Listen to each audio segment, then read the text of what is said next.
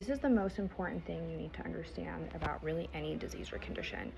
So, when I say something triggers a condition to come about or really show up, it's more so that you probably already had the genetic predisposition, high impact genes that if something epigenetically would have occurred, that you would develop a condition.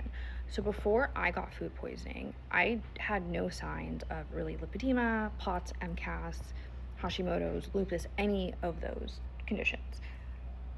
To my knowledge, I have always been hypermobile though, so that's something that I always knew, but it did get worse after I got this food poisoning that almost killed me, and it turned on all of my genes from A to Z.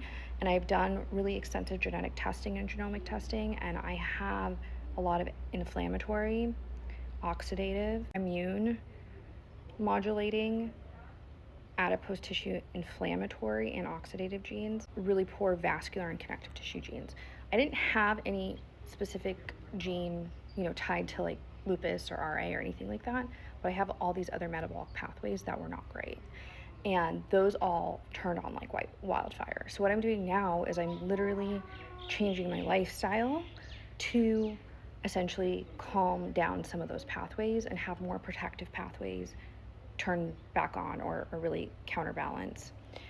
And the study of epigenetics, even though it's a newer study, is really fascinating. And if you are curious how to turn your health around, I think starting at a genetic level is so important.